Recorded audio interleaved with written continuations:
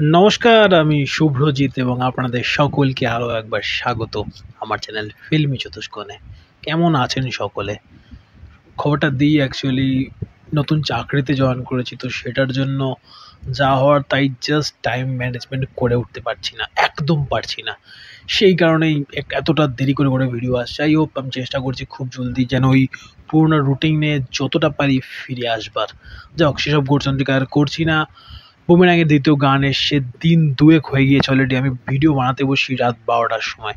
Anyways, যারা দেখছেন তারপরে অনেক অনেক ধন্যবাদ, এবং যারা এতদিন পর্যন্ত লাস্ট 3 বছর 3.5 বছর চ্যানেলের রেগুলার সাবস্ক্রাইবার, রেগুলার ভিউয়ার্স বলা ভালো, তারা সঙ্গে ছিলেন, আশা করি এই সময়টা তো তারা থাকবেন সঙ্গে। গানটা কেমন লাগলো? বহুদিন বাদে না একটা ওই 2007, 2008 বা 2010 ওই সময়ের একটা ভাইব পেলাম গানটার মধ্যে। মানে ওই স্কুল বা ওই মোটামুটি 11-12 উঠলেই তো সকলের মোটামুটি ডানা টানা একটু ঝাপটায়, এবং তারপরে উচ্চ মাধ্যমিকের রেজাল্টের পর বা স্পেশালি বলা ভালো 11-এর ফাইনালের রেজাল্টের পরে সেই ডানাটা কুচুত করে কেটে যায়। তো ওই সময় মোটামুটি প্রথম প্রেমের পরশ জীবনে লাগবার পরে যখন প্রথম বিচ্ছেদটা হয় বা প্রথমবারের জন্য যখন কোনো একটা খারাপ লাগার মোমেন্ট তৈরি হয়, সেই মোমেন্টে একটা ছেলের মনের মধ্যে দিয়ে যে ফিলগুলো থাকে, ওই ফিলগুলো যেন এই গানের প্রতিটা লিরিক্স।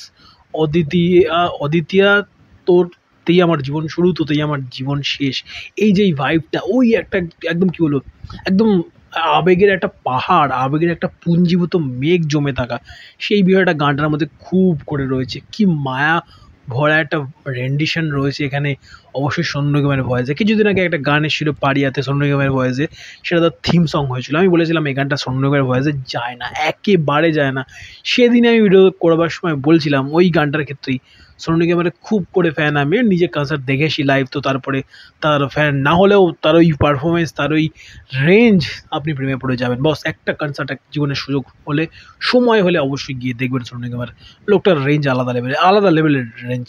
যাও, সেসব পার্টে ঢুকছি না, বাট ওই মায়াটা যেটা দরকার ছিল গলার মধ্যে, পুরো একদম ঢেলে দিয়েছে। যতটা সুন্দর মায়াময় লিরিক্স, যতটা সুন্দর নস্টালজিক করে দেয়, শুধুমাত্র যে আমার ওই সময়টা, স্কুলের ওই সময়টা বা প্রথম কলেজের ফিল বা প্রথম প্রেমের ফিলটা যে মধ্যে রয়েছে তা নয়, যেন ওই 2007 বা 10 বা ওই জোনটাতে যেসব আয়না, মন ভাঙা আয়না, বা ওই সময় আরও যেসব গানগুলো আসতো, চোখের জলে ভাসিয়ে দিলাম, মনের ঠিকানা, কিংবা বোঝে না সে বোঝে না, এইসব টাইপের যে গানগুলোর মধ্যে যেই দরদগুলো থাকতো না, সেই যেরকম একটা দরদ পেলাম প্রায় 10 বছর বা এক যুগ পরের কোনো একটা গানের মধ্যে। খুব ভালো লেগেছে গানটা, সত্যি বলছি। জিদ্দার ফ্যান বলে বলছি না, জিদ্দার ছবির গান খারাপ হলে মুখের উপর বলে দিই, মানুষের গানগুলো বেশ অ্যাভারেজ হয়েছিল। আমি বলেছিলাম যে হ্যাঁ, গানটা ঠিকঠাক, মানে হয়তো মোমেন্টে চলে যাবে।